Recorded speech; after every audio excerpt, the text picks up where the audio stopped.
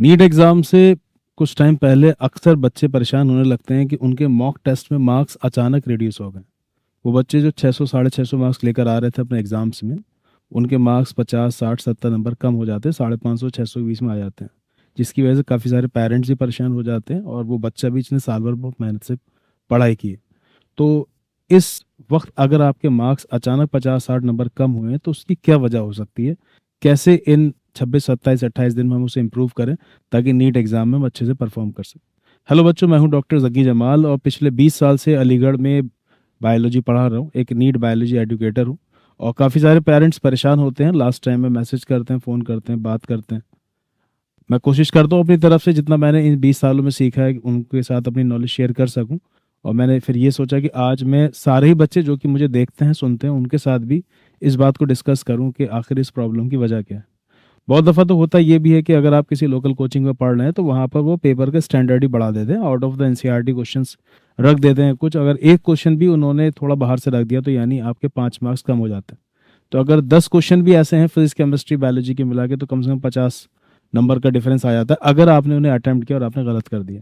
वैसे नॉर्मली जो मिस्टेक्स होती हैं नीट एग्ज़ाम के दौरान जिसकी वजह से मार्क्स कम हो जाते हैं वो मैंने एनालाइज की कुछ इस प्रकार है। आप ध्यान रखें, एक तो ये भी कुछ टीचर मशवरा देते हैं कि आप हर पेपर के बाद एनालिसिस ना करें पेपर की और 2 4 6 पेपर इकट्ठे कर लें, फिर जब खूब सारे क्वेश्चन हो जाए तब आप देखें। नहीं, जो भी आप मॉक टेस्ट दे रहे हैं, चाहे आप डेली दे रहे हैं, हर दूसरे तीसरे दिन दे रहे हैं, रात को सोने से पहले आप उसकी एनालिसिस ज़रूर कर लें कि मिस्टेक्स आपकी कहाँ कहाँ पर हो रही हैं, ताकि अगले पेपर में आपको प्रेशर थोड़ा कम हो। और एनालिसिस से ही बच्चा सीखता है कि अगले एग्जाम में मुझे क्या मिस्टेक नहीं करनी। कोशिश करें कि आपका एग्ज़ाम कोचिंग सेंटर्स में 2 से 5 के बीच में ही हो, लेकिन बहुत दफ़ा ऐसा होता है कि सहूलतें नहीं होती इस वक्त मौजूद, तो वो अपने आसानी के लिहाज से पेपर दे लेते हैं। लेकिन एटलीस्ट नीट एग्ज़ाम से पहले आप 2 3 पेपर 2 से 5 के स्लॉट में ही दें, क्योंकि उस वक्त आप जब वहाँ नीट एग्ज़ाम दे रहे होंगे तो आप 2 से 5 के बीच में ही वहाँ पर बैठे होंगे और पूरे तैयारी के साथ कि फिर जिस जगह आप बैठ के पेपर दे रहे हो वहाँ कोई डिस्टर्बेंस ना हो अगर आप घर में प्रैक्टिस कर रहे हैं।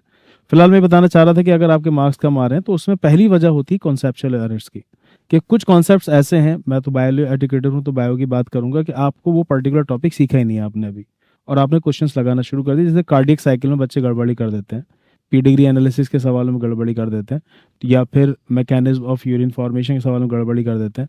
तो अगर आपसे कोई एक पर्टिकुलर क्वेश्चन गलत हो रहा है और उसकी वजह ये है कि आपको लग रहा था आंसर ही आंसर हो गया, तो फिर आपको फिर उस पर्टिकुलर टॉपिक को एनसीईआरटी से दोबारा से पढ़ लेना चाहिए। और अगर आपने कोचिंग की थी तो अपने टीचर के नोट्स भी एक बार देख लेना चाहिए कि ये असल में टॉपिक क्या है, क्योंकि आपको सवाल गलत हुआ है। ये एक चिंता का विषय, कंसेप्चुअल एरर्स को आपको सही करना हो।